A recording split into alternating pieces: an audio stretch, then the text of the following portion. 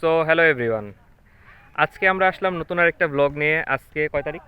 আজকে 17 তারিখ। 17 তারিখ বিকালবেলা আমরা আসছি কবি গোলাম মোস্তফার বাসায়, যেটা মনোহরপুরে। ফান ফ্যাক্ট হচ্ছে যে এটা হচ্ছে ঝিনাইদিয়ার দামুকদিয়া হচ্ছে থানা। জি। দামুকদিয়া থানার পাশাপাশি দুইটা গ্রাম, একটা মনোহরপুর একটা দামুকদিয়া। দামুকদিয়া হচ্ছে আমার নানি বাড়ি, আর মনোহরপুর হচ্ছে কবি গোলাম মোস্তফার বাসা। আমরা ওটা দেখতে আসছি। তো এখানে রাস্তায় এটাকে কি বলে, গেট, গেট। একটা গেট লাগানো আছে, ওখানে বড় করে লেখা আছে কবি গোলাম মোস্তফার কথা, আই গেস ওনার জন্ম মৃত্যু সাল লেখা আছে। আর এইখানে এখানে ওনার, আচ্ছা এটা উল্টা দেখা যায়, স্বাগতম করা কবি গোলাম মোস্তফার বাড়ি। ভিতরে একটা বসার জায়গা আছে, যদি এখান থেকে দেখে একটা বসার জায়গা। আর এই পাশে একটা মাদ্রাসা আছে, যেখান থেকে কিছু হুজুররা এসে খেলাধুলা করতেছে ব্যাডমিন্টন। আসলে আমরা ভিতরে একটু ঢুকে দেখার চেষ্টা করি, আসো। রাস্তা থেকে নিচে যেতেছি। আই সাজি ভাই, গাছটার নাম কি এখানে, যে বড় গাছটা? আম গাছ। আমি জানি না ভিতরে ঢুকতে পারবো কিনা, তবে এখানে দেয়ালে দুইটা কি বলবো বাক্য লেখা আছে, কবি গোলাম মোস্তফারই লেখা। আমরা একটু পড়ার চেষ্টা করি। টাকা পয়সা পাবে না তো? ওকে। আচ্ছা, এখানে দুইটা বাসা দেখা যায়, উনার বাসা কোনটা? ওনার বাসা এইটা। এটা পাঠাগার, মানে হচ্ছে এখানে একটা লাইব্রেরি আছে। আচ্ছা, লাইব্রেরি পরে দেখবো, আমরা বাসাটা আগে দেখি এখান থেকে। আচ্ছা, একজন আঙ্কেল আমাদের দেখাইতেছে ঘুরে, উনি হয়তো এখানেই থাকে।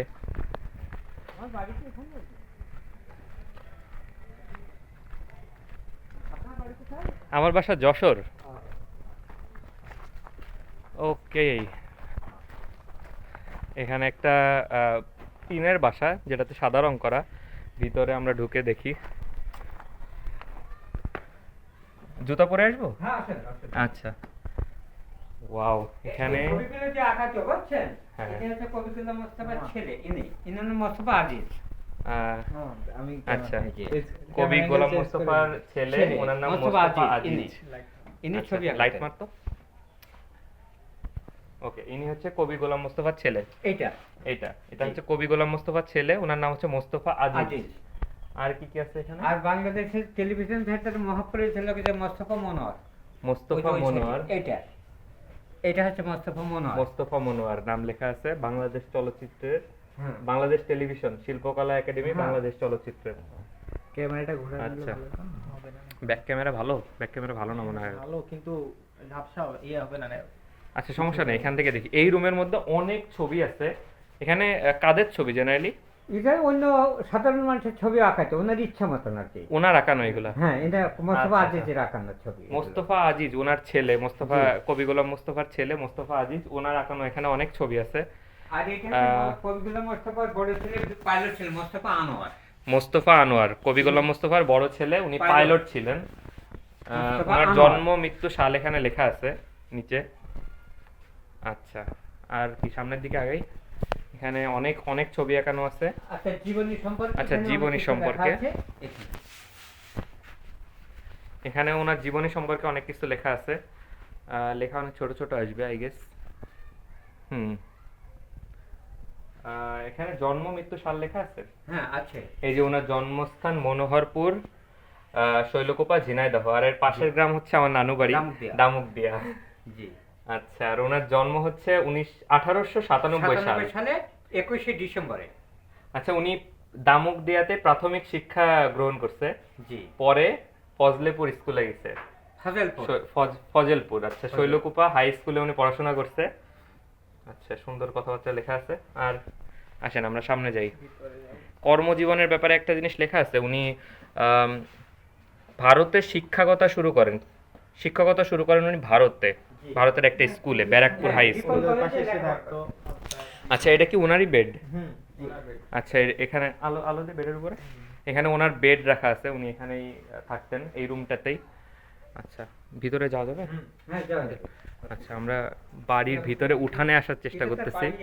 এই পুকুর, হ্যাঁ, পুকুরে সব এলাকা দিয়ে ও যে গাছ দেখতেছেন না, ওখান থেকে এই পাশে থাকে। আচ্ছা, এটা হচ্ছে উঠান। আর এই যে ভিতরে এই পাশ দিয়ে আসার একটা রাস্তা ছিল, আমরা বাসার মধ্যে দিয়ে আসছি, একটা রুমের মধ্যে দিয়ে। ওনার মানে আত্মীয় স্বজন কেউ থাকে এখানে? কবিগুলো মোস্তফার ভাইয়ের ছেলে থাকে। আচ্ছা আচ্ছা, ভাইপো তাইলে। ভাইপো? জি। ভাইপো থাকে ওনার। আর এই পাশের রুমগুলাতে এখন মানুষ থাকে নাকি? ওই একজনই সেই থাকে আর কি। আচ্ছা, সে একজনই থাকে, কবি গোলাম মোস্তফার ভাইয়ের ছেলে। জি। আচ্ছা, এই পাশে একটা আহ, দুইটা রুম আছে এখানে না? হ্যাঁ দুইটা। দুইটা রুম আছে এখানে। আর আমরা এইটা দিয়ে বেরোলাম, এই বাসাটা দিয়ে। এটার চাল অনেক পুরাতন।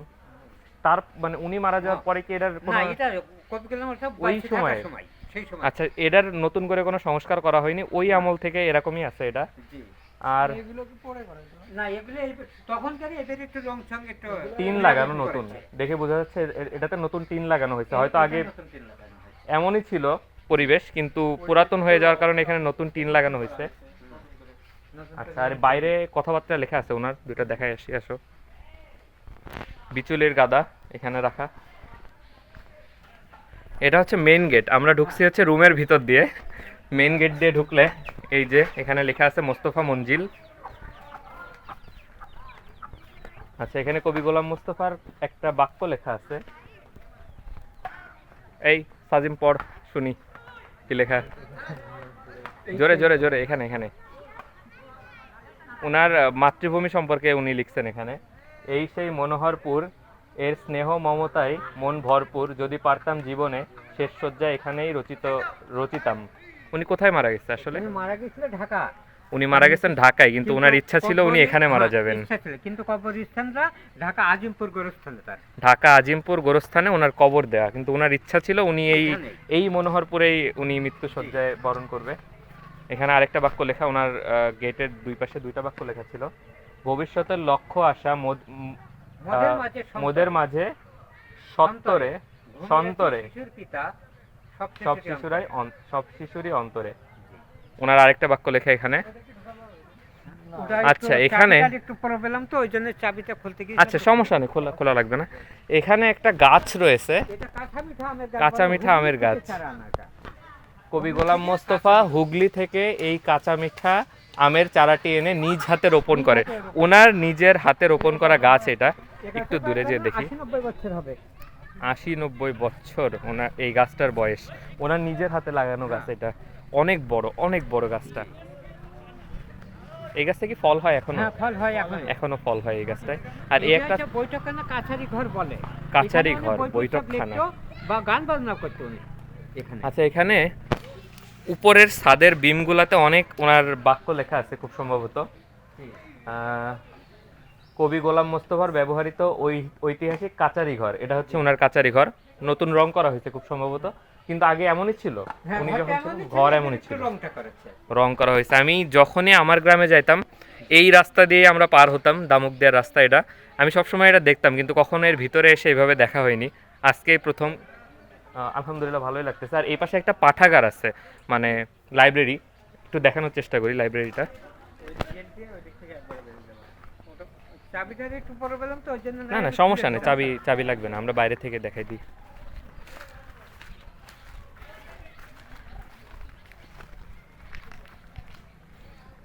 ওকে, ওনার বাসার পাশে, এই যে আমরা ওই রুম দিয়ে ঢুকছিলাম, এই পাশে হচ্ছে অরিজিনাল গেট। আর এইখানে হচ্ছে লাইব্রেরি, একটা লাইব্রেরি, অনেক বড় লাইব্রেরি এটা।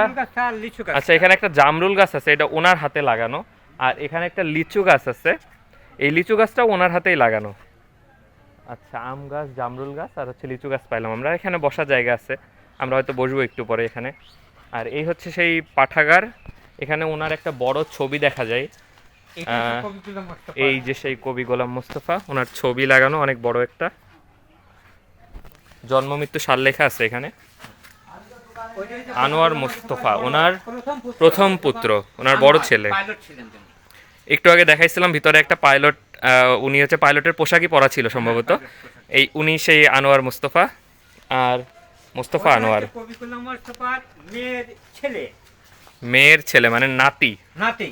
আচ্ছা, কবি গোলাম মোস্তফার নাতি। স্মৃতিসৌধের পাশে ওনার ছবি। আচ্ছা, স্মৃতিসৌধ ওনার ডিজাইন করা, নতুন জিনিস জানলাম আমরা। কবি গোলাম মোস্তফার নাতি, উনি স্মৃতিসৌধ ডিজাইন করছেন। ওইখানে ওনার স্মৃতিসৌধের পাশে ওনার ছবিটা তোলা আসলে। না না, এই এটা হচ্ছে পাঠাগার, এখানে মানুষ পড়াশোনা করে। আমরা ভিতরে ঢোকার চাবি পাই নাই, তো ব্যাপার না, বাইরে থেকে দেখছি। আর পাঠাগারের জন্য আলাদা একটা রাস্তা আছে এইখান দিয়ে, সোজা চলে এই যে সোজা এখান থেকে মেন রাস্তা, এই তো আর কি। সোজা বেরোয় যাও আবার তার আমাদের বলছেন আগে আপনারা একটা কবিতাকে পড়েছেন কিনা জানেন, বনভোজন নাম করে একটা সুন্দর কবিতা ছিল। বনভোজন নামে একটা কবিতা ছিল ওনার। যদি সেটা শুনতে চাইলো আমি সেটা আমাদের পড়া আছে আর কি। আচ্ছা, আপনার পরিচয়টা একটু বলেন আমার ক্যামেরায় এসে। বাড়িটা হচ্ছে, আমার বাড়ি মনোহরপুরেই, এই কবিগুলো মোস্তফার বাড়ির উত্তর সাইডে আমার বাড়িটা। আপনি ওনার প্রতিবেশী? আমি প্রতিবেশী তার। আচ্ছা, কবি গোলাম মোস্তফার প্রতিবেশী উনি আমাদের পুরোটা ঘুরে ঘুরে দেখালো এতক্ষণ। তার আপনার কবিতাটা যদি শুনতে চাইলো আমি বলতে পারি সেটা। আচ্ছা, আমরা আঙ্কেলের কাছ থেকে কবিতা শুনি, আচ্ছা, আপনি বলেন কবিতা বলেন। নামটা কবিতার নামটা হচ্ছে বনভোজন, লিখেছেন কবি গোলাম মোস্তফা। নুরু পুষে আইসি ছবি সবাই এসেছে, আমবাগিচের তলায় যেন তারা হেসেছে। রামধনুকে শকিত ধানা পড়ে গেছে ধুম, বৈশাখ মাসে এই দুপুরে নাইকো কারোর ঘুম। বাপমা তাদের ঘুমিয়েছে এই সুবিধা পেয়ে, বনভোজনে মেলে গেছে দুষ্টু কুটু মেয়ে। কেউ বসে হলদি পটে, কেউ বরাদে ভাত, ধুচ্ছেরে তাই পুড়ে গেল হাত। বিনা আগুন দিয়ে তাদের হচ্ছে শুধু রাধা, দুই চোখেতে ধোয়া লেগে কাদা। অকারণে বারে বারে হেসে বকে খুন, রান্না যখন শেষ হলো যে গিন্নি হলো নুরু। একলা এনে বৈশে সবে করলো খাওয়া শুরু, ধুলাবালির কুর্মপলো আসছে কাদার পিঠা, মিশামিশি খেয়ে সবে বলে বিজায় মিঠা। এমন সময় হঠাৎ আমি যেই পড়েছি এসে, পালিয়ে গেল দুষ্টুরা সব খিলখিলিয়ে হেসে। কত কবিগুলো সুন্দর, মোস্তফার লেখা। মাশাআল্লাহ মাশাআল্লাহ, সুন্দর সুন্দর। ঠিক আছে, আপনার সাথে ইনশাআল্লাহ আবার দেখা হবে। আচ্ছা, ইনশাআল্লাহ। আমরা এই পাশের গ্রাম থেকে আসছি। বুঝেছি। আবার ওই জায়গাটা কিছু ছন্দ আছে আপনার, এই যে যেমন হ্যাঁ হ্যাঁ, আমি দেখলাম ও- বিমে ওটা- লেখা। সেটা আমাদের মনেও আছে। যেমন এই যে ওনার মনে খুলনা আছে। আমার মাসে পিছে যশোর আমার মা, ঝিনাইদাতে মহাকুমা মনোহরপুরে গা। হেতা ঘাইয়ে ভেয়ে ঘর বেঁধেছি হিন্দু মুসলমান, মন্দিরেতে ঘণ্টা বাজে মসজিদে আজান। সকল দেশে চাইতে সেরা মোদের বাংলাদেশ, শস্য শ্যামলা সুগন্ধিনতা সোনার বাংলাদেশ। মাশাআল্লাহ মাশাআল্লাহ। আচ্ছা, এখানে যে ঘরটা ছিল, এই ঘরের হচ্ছে কাচারি ঘরের বিমে আমরা এটা লেখা দেখছিলাম। উনি একটু আগে ওইটা আমাদের পড়ে শোনালো, ওনার পুরাই মুখস্থ, উনি ওইখানেই বসেছিল। আপনি কি এখানেই থাকেন সব, আমি মানে আশেপাশে ঘোরাফেরা করেন? আশেপাশে করি, বাড়ি এইটাই তো আমার এখানে। আচ্ছা, যে ওনার বাসা এখানে কাছে। হ্যাঁ, এই যে এখানে বাসা। আচ্ছা ঠিক আছে আঙ্কেল, আমরা জি, তাহলে আসি। আচ্ছা। আল্লাহ হাফেজ, আসসালামু আলাইকুম। তার এমনি ছন্দ এখানে ভিতরে আছে, সেগুলো আমরা অনেকটা পড়ে দেখি। আচ্ছা আচ্ছা, ঠিক যেমন আছে। ওর রাজা প্রজা মমিন খাজা বিভেদ কিছু নাই, এক জাতির অঙ্গ আমরা সবাই যে ভাই ভাই। জ্ঞান বিজ্ঞান শিখতে মোরা কেউ বোঝাবো জার্মানে, সবার আগে চলবো মোরা আর কি কবু হারমোনি। রাজা প্রজা মমিন খাজা বিভেদ কিছু নাই, এক জাতির অঙ্গ আমরা সবাই যে ভাই ভাই। হুম, আপনার এগুলো আপনার তার- নাম? আমার নাম মোহাম্মদ শরীফুল ইসলাম। মোহাম্মদ শরীফুল ইসলাম আঙ্কেল, উনি আমাদের এগুলো পড়ে শোনালো। ইনশাআল্লাহ আপনার সাথে আবার পরে দেখা হবে। আল্লাহ হাফেজ, আসসালামু আলাইকুম। আচ্ছা, এই রাস্তা দিয়ে আমরা বের হব। এখান থেকে আসলে দুইটা রাস্তা আছে, ওনার বাসার জন্য একটা রাস্তা আর এই পাঠাগারের জন্য একটা রাস্তা। ওটার কি রাস্তা বলা যায়? ওটা রাস্তা না, ওটা ব্যবহার করতে করতে রাস্তা এটা। ব্যবহার করতে করতে রাস্তা হয়ে গেছে।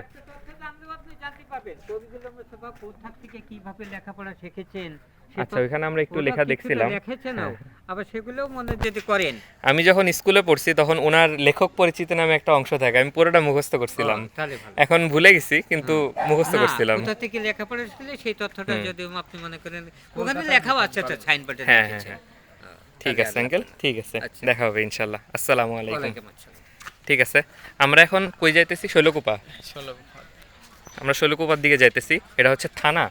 এখানে কতগুলো থানা আছে ঝিনাইদহে? ঝিনাইদহে ঝিনাইদহে মনে হয় 5টা থানায় কি সম্ভবত হবে না, 5টা ঝিনাইদহে থানা। জেলায়। 5টা থানা, তার মধ্যে সব থেকে কুখ্যাত এবং নামকরা থানা হচ্ছে এই শৈলকুপা। থানা। সবাই চেনে আসলে। জি। এইখান থেকে এদের পরে কি ইয়া পড়ে, কুষ্টিয়া পড়ে? এটার কুষ্টিয়া পরে পরে হলো পরে যে। কুষ্টিয়া জেলার ভিতরে পড়ে। কুষ্টিয়া হুম হুম হুম। কুষ্টিয়া হচ্ছে ঝিনাইদহের পাশের জেলা। ওইখানে যে কুষ্টিয়া ইসলামিক ইউনিভার্সিটি আছে, আমি যখন ছোটবেলায় আসছিলাম একবার, এখানে আমাদের গ্রামে হচ্ছে মোটরসাইকেল ভাড়া নেওয়া যায়, তো আমি ভাড়া নিয়ে হচ্ছে কুষ্টিয়া ইসলামিক ইউনিভার্সিটিতে গেছিলাম। ঠিক আছে, আমরা আগাই। ঠিক আছে। আচ্ছা, গেটটা যেটা দূর থেকে দেখাইছিলাম এটাই সেই গেট। এখানে ওনার একটা ছবি আছে, আর হ্যাঁ, ওনারই ছবি দুইটা। এখানে ওনার পরিচয় ছোট্ট করে লেখা আছে। ঠিক আছে, তো আজকের মতো এতটুকুই, দেখা হবে পরের ভিডিওতে।